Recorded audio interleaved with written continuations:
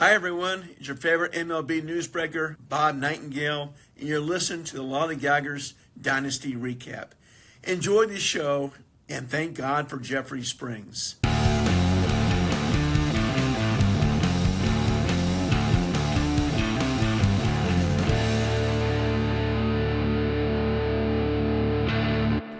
Hey everybody, welcome back to another episode of the Lollygaggers Dynasty Recap. I'm your host Zang, and today is our first trimester check-in. As I sort of said on this past week's episode, we are already 1/3 of the way through the season, which is kind of hard to believe. But I thought I'd take this opportunity to, let's take a look back at what we've seen so far, and maybe even do some predictions for things moving forward. We'll start off with our best batters and most potent pitchers for the season so far. Any stats that I'm listing only counted up to this past Sunday, so officially through the end of week 7. So obviously these will be a little bit different than the numbers you see, but not too much different. So we'll do top 10 for each of these, talk over them just a little bit, and then talk over some team by team stuff and some superlatives. So let's get started. Leading us off at number 10 for the best bats, we have first baseman for the Bronx Bandoleros, 27-year-old Ben Rice of the New York Yankees. At number 9, another first baseman, this time for the North Pole Natty Bows, Christian Walker of the Houston Astros. He has 195 points. Pardon me, I forgot to say Ben Rice's stats there. He does have 194.6 points, averaging about 5.41 points per game there. A really great rate for Benito. Christian Walker, as I said, has a total of 195 points on the season so far, and is averaging about 4.76 per game. Up to number 8 is the shortstop for the Arizona Asphalt, Ellie of the Cruz, Ellie de la Cruz, who is currently rocking 196.3 points, or was through week 7, I should say, a 4.79 point per game average for him there.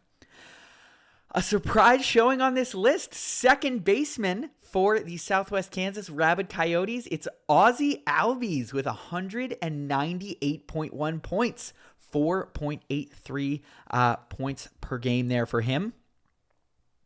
He was number 7. Number 6 is the recently traded shortstop for the Washington State Winners. It's C.J. Abrams, 198.9 points, rocking a 4.97 point per game average there. Starting us off at the number 5, it's a name you are all so familiar with. It is Aaron Judge, right fielder for the Bronx Bandoleros. He currently has 201 points on the season. God, I got to stop saying currently. 201 points through the first 7 weeks of the season for Judge. That's 4.9 points per game. Obviously an unbelievable, batter that he is, and frankly, I've kind of talked about how this season's been a little bit underperformance from him, which is crazy. He's rocking over 1,000 OPS. He does have 16 home runs. The one thing that I think is bringing things down a little bit, and I mentioned this, is just that batting average. Obviously last year he was well above 300, and he's hitting at about a 268 clip right now. So if I had to bet, I would guess he'll probably figure that out because he's Aaron Judge. So I think that is, if we're to see a positive regression for Judge, it will likely kind of be in that form. But even if he stays like this, he's still the 5th best batter in the league so far, and will probably move his way up that list.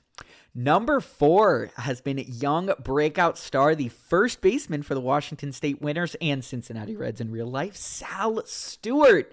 Sal Stewart with 201.4 points on the season. That averages out to about 4.91 points per game for him. So obviously just a phenomenal start. He's definitely gone through a little bit of a rough stretch, or I should say did for, a week or so at the beginning of May, but certainly seems to have turned things around over the past week or so. The dude can just hit. He's got some speed too. He's lifting bases. Overall, I would have to say one of the very best trades of this offseason by the Washington State Winners, acquiring Sal Stewart there, obviously in that pretty big trade with the Locks. So yeah, just great stuff from Sal Stewart. And yeah, just 22 years old from him. So he certainly seems like he's going to be a problem for a while. Number 3 on the best bats list. We've reached the top 3. It is Nico Hoerner, second baseman for the Seoul Sovereigns. He is at 205 points even with a 5.13 point per game average. I really do, when we talk about these point per games, I really do think about like, okay, when I look at a score, if like I see my guy, I'm like, hey, 5 points, pretty good day. Obviously, you love to see those 10s, those 12s when they maybe hit a home run, knock in a few extra base hits and all that. But like, if I see, Jackson Chourio, 5 points on the day, man, nice day for Chourio. Nico Hoerner's averaging that on the season. 5 points per game. What an unbelievable start for the Cubs second baseman. And he has obviously been doing great work for the Sovereigns. Currently on the season, Hoerner's hitting, 272 with a 761 OPS. So obviously, a little bit lower on those stats, but his defensive stats certainly keep him in there. When we take a look at some of his stuff, 21 double plays already for the young second baseman. So, with what those count for, like that actually means a lot. 109 assists on the season too. These defensive stats do matter. We know that. And, just for comparison, like here, let's see, pick out another infielder. 109 assists. And then we look at an infielder, let's say a Brandon Lau, who's got 91, So Nico's definitely racking up the points there. And obviously those aren't a lot, but they certainly do add up over time. 8 stolen bases as well for him, which is a solid number there. But Nico's just been great and has kind of been tallying in, obviously lots of hits and a quality number of RBIs too with those 28. The final 2 players on our best bats list are members of the hottest and best team in the league. They are both Fenton Melonheads. Number 2 is Yordan Alvarez with 213.3 points. That is 5.2 points per game. Yordan has just been unbelievable to start the season. Obviously, it seems like any questions that people foolish enough to wonder if he was cooked may have had were obviously proven wrong. Over 1,000 OPS, over 300 batting average, slugging over 600 on the season, 13 home runs for him. He has just been fantastic. And don't forget 29 RBIs either. Those are certainly helpful in our league. But of course, number 1 with a bullet is first baseman for the Atlanta Braves and the Fenton Melonheads, Matt Olson. 252 points on the season, almost 40 points ahead of our number 2 guy, averaging 6.15 points per game on the season. Olson has just been lights out. Absolutely unbelievable to start the year. And, just everything Fenton has wanted for him. A 4th round pick, so obviously relatively highly drafted, not like a first round pick or anything, but after a bit of a slower season, I say slower for Matt Olson, who's still in the 600s, but man, we want that 900 points in 2023 he had. So that's kind of what we know he can be. So he is clearly on that type of pace this season. Again, over 1,000 OPS, 14 home runs for him, and he has just been unbelievable for the Melonheads. Let's slide over to the pitchers now. Just wanted to make sure I had my number right. We will start with a member of the Joinville Friendly Capybaras, Michael Wacha, who has 194 points on the season so far, averaging 24.26 points per start. Wacha is our number 10 potent pitcher. Gavin Williams will be number 9 at 194.6 points, averaging 21.62 points per start. So that extra start there is obviously bringing down that average a little bit compared to a guy like Wacha, but both guys have been similarly great for, Joinville and Washington State. Another Sovereign joins our list, Shota Imanaga, at number 7 with 200.2 points on the season. He's averaging 25.02 points per game this season. Points per start, I should say.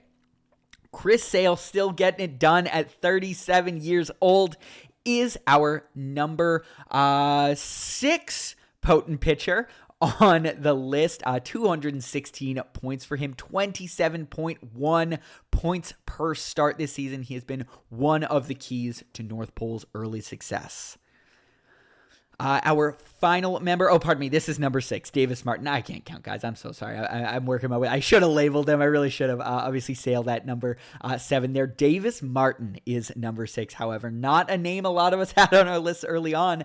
Certainly not a name any of us had on our rosters early on, but he was claimed by Okie Sooner and the Southwest Kansas Rabid Coyotes and has been absolutely phenomenal.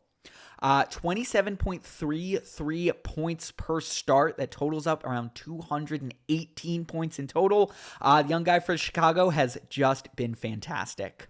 Sliding into our top 5, we do have Christopher Sanchez at the number 5 spot, 222.4 points on the season. He was one of the key pieces of Washington State's championship last season, and he's looking like he's doing it again. 24.71 points per game for Sanchez. On the season so far, he does have 9 starts, 55 innings pitched, 67 Ks already, 6-7, with a 2.11 ERA. Obviously, Sanchez has just continued to do what he did last year and is one of the big reasons why Washington State is such a good team. A member of one of our expansion teams, Max Fried, starting pitcher for the Arctic Real Survivors, has 222.8 points through his first, 10 starts, I should say, through his first 10 starts on the season. He obviously did leave today's start with some elbow problems, which is a little bit scary, but up until now, he has been fantastic for the Real Survivors. 24.76 points per start, and just a great boon for that young team. Number 3 on the list, another waiver claim, also by the Southwest Kansas Rabid Coyotes, Bryce Elder. Who saw this one coming? Apparently did some work with Greg Maddux in the offseason. Bryce Elder has 228.3 points on the season, 25 points per game. In all of his starts, he only has one under 20 points. That was his 10.6 point performance against Cleveland on April 10th. All of the rest of his starts, all 9 of them, other than that, so all 8 other than that, I guess I should say, are 20 points or more. As a reference, when I'm, writing down guys to mention on a day, if they scored over 20 points as a starting pitcher, I put him on there. So every start except for one of Bryce Elder's, I have put him on there. He's rocking a 1.81 ERA on the season, 54 innings pitched. I'm not getting a ton of guys at 53 right now, but he is just getting it done. And it seems like that offseason conversation with Greg Maddux certainly paid off. Jose Soriano is our number 2 potent pitcher on the season. Despite a 3-start stretch where he scored 18, 7, and then minus 4.2, he's still number 2 on this list. And that kind of gives you a hint into how good he was and has been, including his last start. Let me just read off his first few starts for you. 32, 31, 43, 40, 28. Not so bad for the Angels right-hander.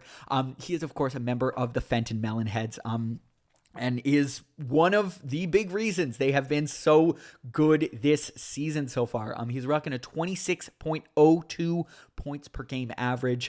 Just obviously dicing up, even with those kind of negative ones there. Phenomenal start for Jose Soriano.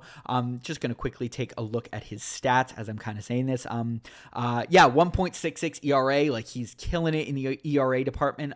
Lower on the case as well with 61, but 54 innings pitched. Love to see that. Definitely, eating innings there. And not allowing too many home runs with only 5 on the season so far. Number 1 is Cam Schlittler. So we're moving on. No, I'm kidding. Of course. I'll give him his flowers. Cam, the shitbag Schlittler, 250 points on the season. I wanted more than anything for that playoff start to be a flash in the pan, and boy, has it not been. He is so good. 1, 2, 3, 4, 5 starts already on the season with over 30 points. He is striking out the world. He is pitching relatively deep into a number of these games, some 5s and 6s sprinkled in here, but some higher numbers as well. Actually, I'm going to kind of take that back. He's not pitching that deep. But despite all that, he is still the best pitcher. One start where he pitched 8 innings. I wonder who that was against. Other than that, all 5s and 6s, and he has still by far been the best pitcher on the season. He is, of course, employed by the Bronx Bandoleros, and looks like he will be a problem for our league and for the real life MLB league for quite a while. 1.35 ERA on the season. Total strikeouts, quickly looking here, 59 strikeouts on the season and 53 innings pitched. So he's just not giving up the hits, man. He's just not giving up the hits. Only 34 hits in total allowed on the season compared to a guy like Sanchez who's allowed 57. And think about how good Chris Sanchez is, and only 9 walks as well. So Schlittler has just been unbelievable. Gonna quickly take a look at how JMC, it looks like he was claimed last season during July. So, how about that? Man, the waiver wire matters, folks. It really does. Cam Schlittler, and then obviously was kept this past offseason.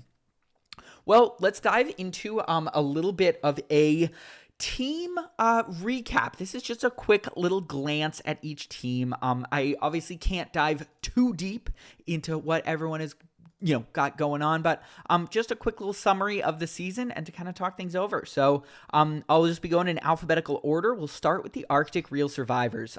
Trades have turned them into one of the premier offenses in the league.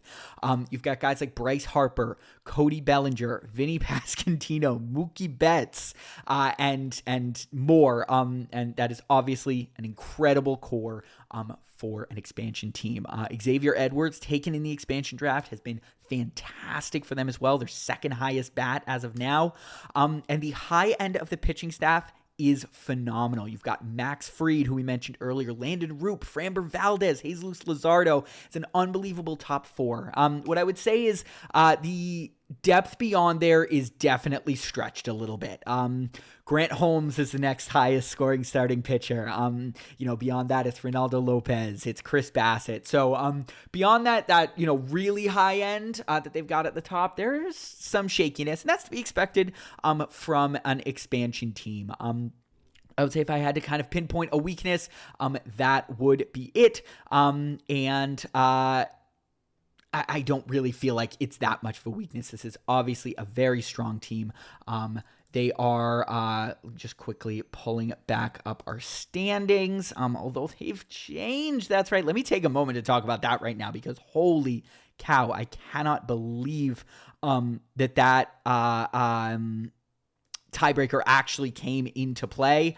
Let's take a quick look here as I just, readjust things a little bit. So obviously, for those of you who didn't hear, there was a stat correction that pushed Washington State's win into a true tie with St. Petersburg down to the decimal.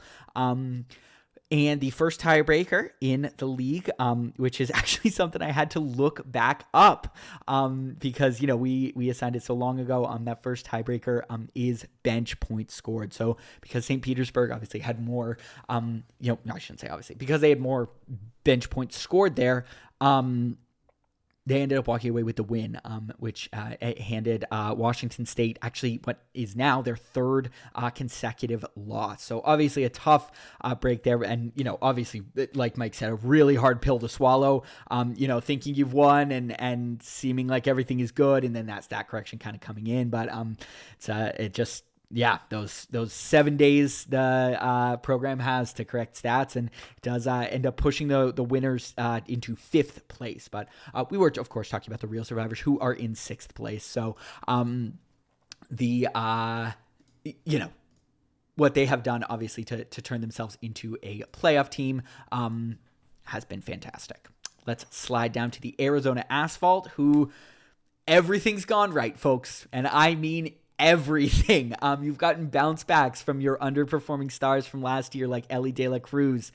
You've gotten depth scoring from guys who should be depth but are your second and third best scorers in Miguel Vargas and Andy Pages. And of course, still strong play from guys like Michael Garcia, guys like Liam Hicks, who has been just phenomenal for them this year, and Freddie Freeman as well. Arizona's pitching staff has been lights out as well. Jacob Mizorowski with 229 points on the season, just missed out on that top list, is obviously leading the way there, but Yamamoto, Eduardo Rodriguez, Freddie Peralta, all above 160 points on the season, have clearly put together a very strong staff. The one thing to keep an eye out for, and so if you're kind of catching my pattern here a little bit, I'm picking out one positive and then one maybe negative or something to keep an eye out for some, maybe not so good stuff, is just potential regression with some of these guys. You're not expecting that from a Yamamoto or a Freddie Peralta, but a Michael Soroka and Eduardo Rodriguez, some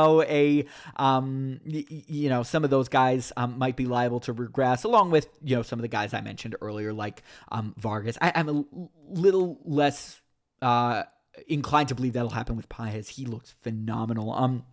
Like Vargas, too, this guy's a former, pretty touted prospect. So he could have just figured it out. But if I, had to, figure out sort of what is something to keep an eye on, is some stuff like that. And then also Cam Smith, who was acquired obviously in a pretty big trade last summer at the trade deadline, where the Asphalt acquired Cam Smith along with Freddie Peralta and Hurston Waldrop, obviously in exchange for J.R. Ritchie, Zach Wheeler, and Chase DeLauder. Cam Smith has not had a good start to the year, so you can look at that both ways.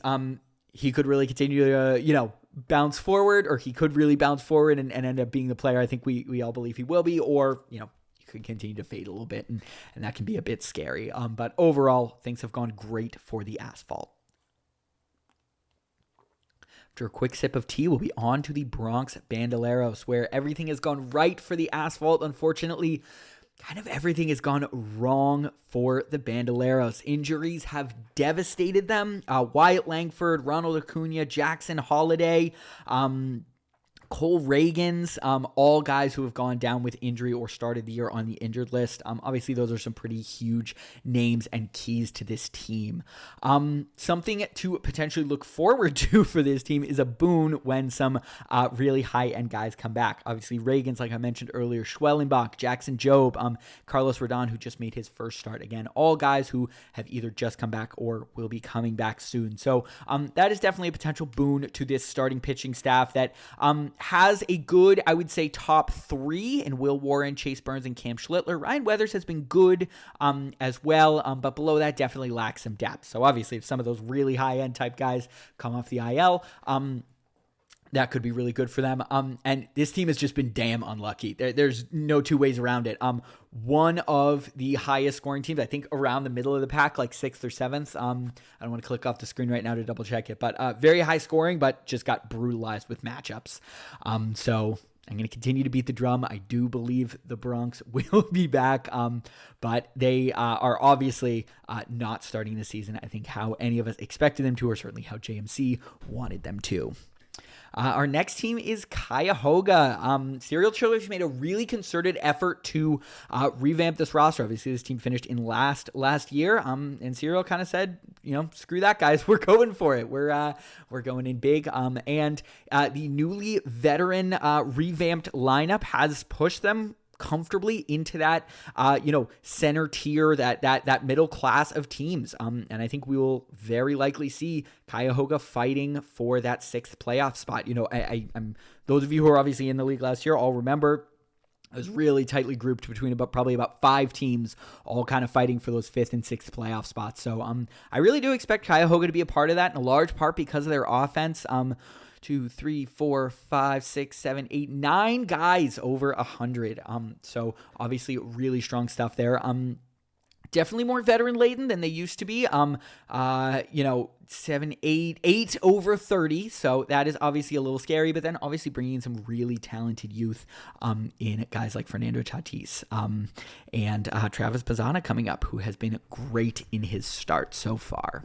The pitching staff is where things do get a little dicey. Parker Messick has been a wonderful surprise with 221 points on the season.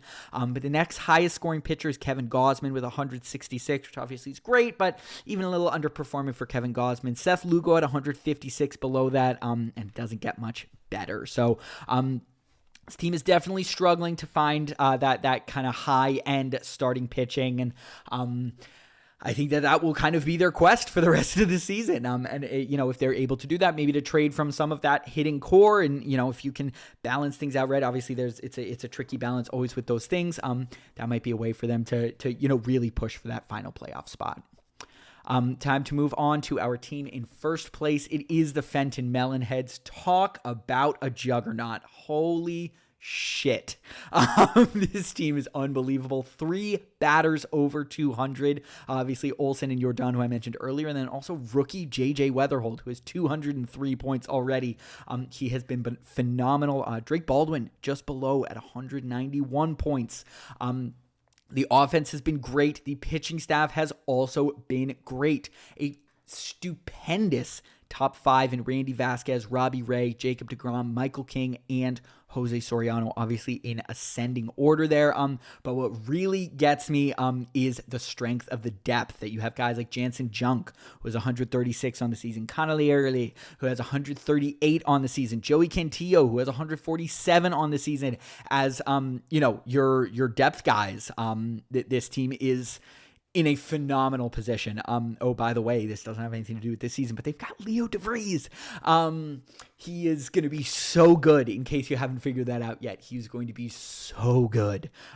So obviously things are set up very well in Fenton, and they have just been phenomenal to start the season. There's only so much you can say about, how good things are. They have that, core 4 at the top of the rotation with a lot of great pitching depth, and kind of the same thing in the lineup with those 3 200-plus batters, and then great depth below that. Just phenomenal stuff from Fenton. Moving on to Joinville, we have one of our sort of surprising teams, unfortunately not for the right reason, for our friend Hideki here. Definitely some underperformance to what we expected, based on last season's results. The bullpen has been a big issue. A couple guys have been strong in Tyler Phillips and Tyler Alexander, but some really shallow pitching performances from the bullpen. And of course, unfortunately, injuries to a guy like Edwin Diaz will contribute to that. And some underperformance from, those key starting pitchers you're looking for. Edward Cabrera, we were looking to see take a big step forward, just 147 points on the season. Ranger Suarez was phenomenally consistent, and although he's figured it out as of late, his slow start has him at just 140 on the season. Michael Wacha is the team's best pitcher, steady Eddie Wacha there with 194. But even, Logan Gilbert and Chris Bubich with 157 and 166, both great lines, but we expect more out of them. So the name of the game has just kind of been underperformance, and then really just an unfortunately kind of anemic offense. Bobby Witt is electric. We all know that. 207 points on the season for him. Next highest scoring batter is Jonathan Aranda with 174. Great batter, great player to have, but for a true contending team, you kind of need more out of your second batter. Cattell's at just 123, Machado at just 119, Jackson Merrill just 111. This one really shocked me. Will Smith at only 84 points on the season. So overall, look, it's underperformance. The good news about that is water can find its level. I always say that on the podcast. There's a good chance a lot of those guys bounce back because they're all better than that, and we know it. The flip side of that is sometimes players just have an off season. They do. And unfortunately, it seems like, at least to this point, that's happened for a few of Hideki's guys all at once. One bright spot we'll end with, though. Fishman good. Fishman's so good. 173 points on the season already, averaging 4 per game. It is so good to see Mike Trout doing his thing and just being Mike Trout. Our next team is the North Pole Natty Bows. When I look at this roster, it is depth. It is depth. They've got one batter over 200 points. That is, of course, Christian Walker, who we mentioned earlier. And I'm going to sound a little hypocritical compared to what I said earlier, where their second best batter is at 179. Let me read out the next few. 177, 169, 153, 149, 146, 140, 140, 132, 125, 123, 122, 102. Oh my goodness. They have an absolutely cavernous level of depth in that lineup. So good. And their bats are just pummeling you every day. On top of that, the starting pitching is very good. I mentioned Chris Sale, 216 points. Shohei Ohtani, just as a pitcher, 209 points. Oh, by the way, I didn't mention this. Obviously, he is the best player overall. Well over 300 points for him, but 209 as a batter, 140 as a batter, 209 as a pitcher. His emergence as like a real top end pitcher has been so valuable for this team. And Tyler Glasnow, Joe Ryan, Chase Dollander, who's been a great pickup, all great options. And the bullpen has been really nice too. Brian Baker, Keaton Wynn, and Edward Bizardo have all had great starts to the season. This team's just got depth for days. That's really what it is. They're not pummeling you with the 3 200s that Fenton have, but every one of their guys are coming in, putting in a shift, and putting up strong point performances. So Natty Bows are exactly as good as we thought they were going to be. Shout out to Josh Naylor, who's bounced back from an atrocious start. He's currently 6th in batter points on the team so far. And another rookie, Kevin McGonigal, who is that 179, second place in batter points for this team. That is so crazy from the youngster. Sliding down to the West Coast, we're moving to Portland, where we take a look at the Pioneers. What has gone well? Trade acquisitions. Bryce Turang, Shea Langoliers, and Corbin Carroll. All three of them were trade acquisitions, the first two in the offseason and the third early in April. They're the top 3 scorers on the team at 200, 186, and 150 points each. Despite that, the offense has really underperformed. Guy named Roman Anthony is a big reason for that. Only 60 points on the season before getting hurt. He has definitely had a slow start. Francisco Lindor, only 75 points on the season before getting hurt. Eugenio Suarez, only 53 points on the season before getting hurt. Jackson Chourio has obviously been great since coming back, scoring over 3 points per game, 3.1 there, but was hurt to start the year. The offense hasn't been spectacular, although I do believe there's a lot to count on. Roman is better than what he showed. He just is. And obviously Lindor and Eugenio Suarez are names that we know how good they can be. So I do expect the bats to come back. And injuries to the pitching staff are really where this team has gotten hurt. Obviously, I traded for him hurt, but Hunter Green has been on the IL. Pablo Lopez got hurt early in the year. Garrett Crochet got hurt and had that disastrous start. So those and Brandon Woodruff as well. So, 4 pretty serious names. Those are top end type guys. Another great trade acquisition, Dylan Cease, who has 218 points on the season, top starting pitcher for the team, was traded for this offseason. So, overall, it's a health question for the Pioneers, and then a little bit of positive regression for a couple of those young Red Sox in Roman Anthony and Marcelo Meyer. Wilyer Brave's been great though. Go Wilyer. We love Wilyer.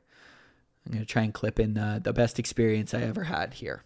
The best experience that I ever had. Sault Ste. Marie Lux are our next team.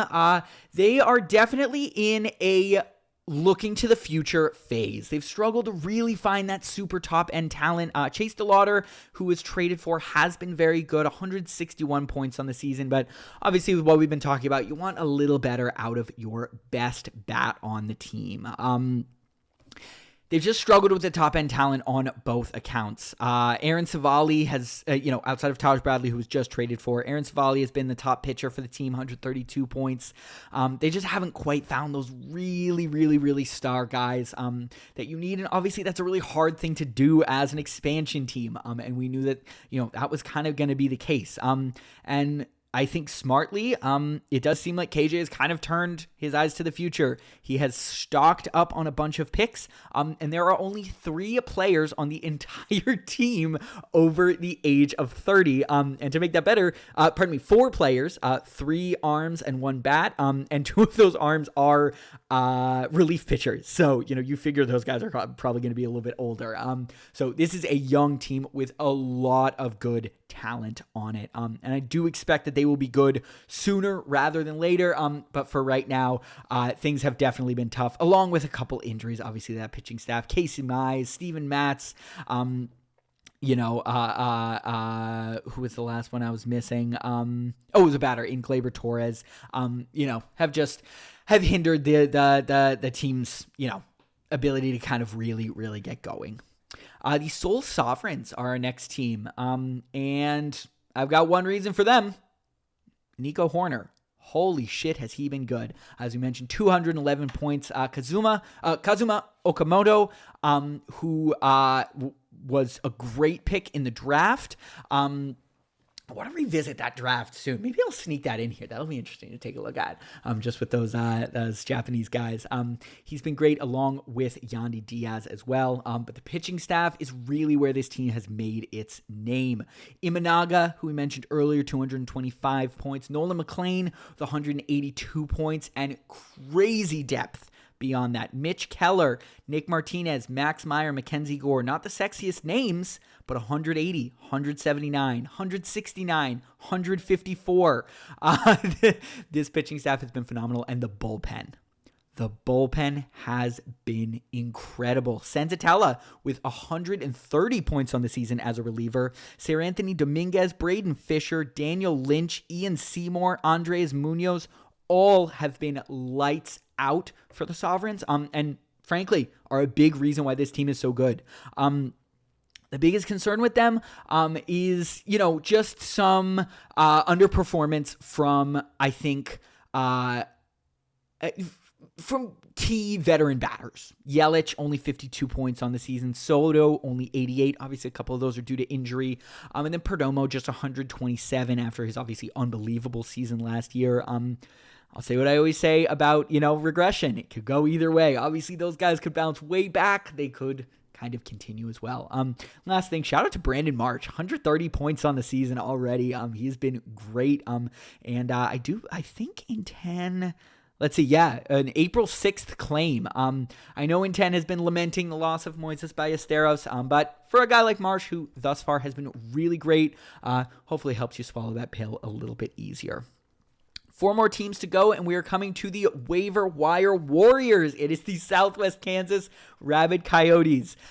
This team has simply put had an elite pitching staff to start the season. 2 pitchers over 200 points. Beyond that, you got 180, 156. That is a great top 4. Both of those top 2 came from waiver wire claims. Bryce Elder and Davis Martin. That's good stuff. Love to see it. The Bats, unfortunately, have not followed the same pattern. Ozzie Albies has been great. O'Neal Cruz had a fantastic start, although has cooled off a bit. But Brian Rocchio as your third best batter is a little bit of a scary proposition with Michael Busch just behind him. We just talked in the Discord today how Gunnar has had a slow start to the year. We all know he's going to pick it up. That's why we've all made like 7 or 8 trade requests trying to get him, because we know he's going to pick it back up. But thus far, has definitely underperformed a little bit. Things to keep an eye out for this team. I'm turning into a bit of a broken record, but I do think it's got a real message here. When you've got names like Elder, like Davis Martin, like Bailey Ober, those are not typically top-end SP guys as we think. They could be. They could totally turn into them. Sometimes that happens.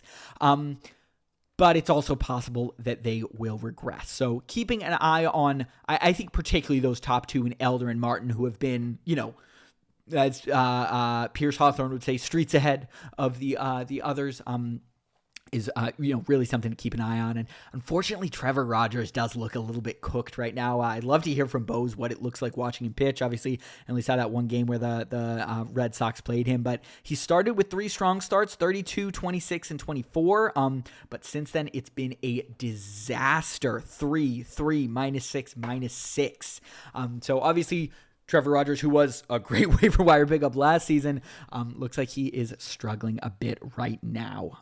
But shout out to Oki. Man, he has shown us he can dance circles around that waiver wire. He just does a really great job there. The St. Petersburg Tropologists are our next team. I really do love that Flaming Prius here he's method acting the Rays. Elite pitching staff, and then small ball bats. And look, the bats have just not been great so far. Ildemaro Vargas is the team's best batter on the season by close to 20 points over Vlad Guerrero. Vargas at 182 points there. Otto Lopez behind them also at 160, just like Vlad. Connor Griffin obviously is pacing quite well at 3.33 points per game. A little bit of a slow start there, but I think since about that second week he's been up, he has been basically what we thought Connor Griffin was going to be, and you have to imagine will only continue to get better. The main issue in this team, the big rub in what has been different than last year, one thing, an injury. Hunter Brown, who was unspeakably good last season. I couldn't even find the words. He was so good last year for this team. Had 2 great starts and then unfortunately did land on the IL. And some early season struggles and now an injury to Tarek Skubal. Of course, it's Tarek Skubal, so he's still the 5th best pitcher on the team, even though he's missed like 2 starts and had a couple stinkers in there, but he's Tarek Skubal, so he does that. But that is sort of, I think, the key. This team is going to pitch their way to victory. And last season, they had that trio of Skeens, Skubal, and Brown, with Brown going down relatively early and Skubal now having that injury. That would sort of be my diagnosis to this team's struggles. The good news there, Paul Skeens has been unbelievable. Even better than we could have imagined. He took like no-hitters or perfect games late into games in his last 2 starts, 44 and 46 points each. He also has another start with 41, so that's 3 40-point starts on the season because he's Paul Skeens, and why not? A great pickup from the waiver wire in Emerson Hancock. Early in that first week, he's been the 4th best pitcher on this team with 179, and Clay Holmes seems to have really figured things out on the Mets, 181 points for him. So look, when health comes in, once Nick Lodolo, that's another one who's unfortunately, just made his way on and had 2 pretty poor starts to start things off. Once pitching finds its way back, I expect this team to do the thing again. But Pri is sold hard on a high-end pitching staff, and ultimately, when there are some injuries and a little bit of underperformance there, it's going to be hard for that shallower offense to really keep up. Our penultimate team is the Valley Gift Lords. Speaking of sort of the inverse, this team is built on young bats. Interestingly enough, I was surprised by this. No batter over 200. James Wood is the closest at 192. Nick Kurtz just behind him at 180. And then one of the real reasons for this team's 3 wins this season is Munetaka Murakami, 180 points. That has looked like a great swing thus far into the season, taking him with, I believe, the 5th pick in the draft. The pitching staff, on the other hand, scares the daylights out of me. And you're welcome to say, suck it, Zang. This team's winning, and they are, and these guys have been good. But Michael McGreevy, JT Jin, and Sean Burke are the top 3 starting pitchers on this team. And I just have a really hard time believing that those 3 will keep this up throughout an entire season. Let me tell you the good news, though. Michael McGreevy's been the best pitcher on the team with 175 points. Just behind him at 173, Mason Miller. Just behind him with 144, Cade Smith. I don't think those 2 relievers are going anywhere. So this team obviously has a fantastic bullpen as well. They've also got Hogan Harris over 100 points and Adrian Morahone, just below at 89.2. So this team kind of builds around the bats and the relief pitching. And look, they've got a formula and they are working it. Definitely a little bit of underperformance from a few of those A's. Max Muncy has not had quite the start quite the continuation, I should say, after a strong start that we had hoped for. And some underperformance from Tyler Soderstrom as well, along with Jacob Wilson. What I will say, as that ballpark heats up, the balls are really going to start flying. If you think they leave the park easy in Sacramento in, April and May, just wait until July, August. And so I think a few of those A's are certainly likely to bounce back. We will end things off with the Washington State Winners, our reigning champions. You all know how good this team is. They have a revamped lineup. Not too often that you see a team win the championship and then completely revamp their lineup, but the Winners did that, and they have continued to follow their namesake and win. Sal Stewart and CJ Abrams at the top at 22 and 25 years old, both over 200 points. I've got Cole Young in there as well, Pete Crow Armstrong. One of course, the big disappointments on the season has been Cal Raleigh, just 77 points so far. I do believe he'll figure it out. Obviously not 60 homer pace figure it out, but I do believe he will be just fine. But what got this team really over the hump last year was the pitching staff, and the names have continued to do it. Christopher Sanchez and Gavin Williams. Swap one Mariner out for another. George Kirby's been a little bit better than Brian Wu, but Brian Wu's still fourth. And this team just has, great high-end pitching. And the return of Zach Wheeler has so far been phenomenal. He's been great in his few starts. That Matthew Boyd injury definitely hurts. He was so good for the Winners last year. And obviously, oh my God, it's so sad getting tore a tendon playing with his kids, I think, or something. Very sad. Way to be a good dad, Matt Boyd. We love to see that. And hopefully he will be back sooner rather than later. There's not much to complain about on this team. I have to say, there really isn't. We do a quick count. We got 1, 2, 3, 4, 5, 6, 7, 8, 9 guys over 100 points. That's a deep lineup. And I already talked to you about the pitching staff. Keep an eye on Foster Griffin, 180 points on the season so far. He is definitely a big breakout candidate. Well, there we are. That is our sort of quarter season, or first trimester recap of the teams so far this season. Let me take a quick look at these draft results. Just want to talk things over. I'll really only shout out major league guys. Or I'll shout out a couple others. Tatsuya Imai has been a tough look at 1-1 so far. Really tough start for him in Houston. Cade Anderson, who I took second overall, he's had a phenomenal start to the year. They started him in AA, and it's looking like he's pushing AAA already. I think he has like an 0.68 ERA or something. Like that's just been fantastic. Murakami was taken with the third pick, and it's been a great pick. He's been fantastic. Okamoto, obviously, with that fourth pick there. And speaking of whom, Foster Griffin was actually taken during this draft in the second round with the 8th pick. That was by Sault Ste. Marie, obviously then traded over to Washington State. Any other names that are jumping out at me, guys, that have been good early on? Taking a quick look. Nothing is jumping out. So those are the ones we'll quickly touch on. Seth Hernandez has been great too. 5th overall. Obviously going to Southwest Kansas there. So just a quick look at the draft. But let's get on to our superlatives. Just thinking about those guys had me pondering some stuff, so I was curious. Our superlatives. Let's start with our highest scorer on the season. It is the Fenton Melonheads at 3,604 points in total. They are averaging 515 points per week. What an insane rate. Oh my goodness.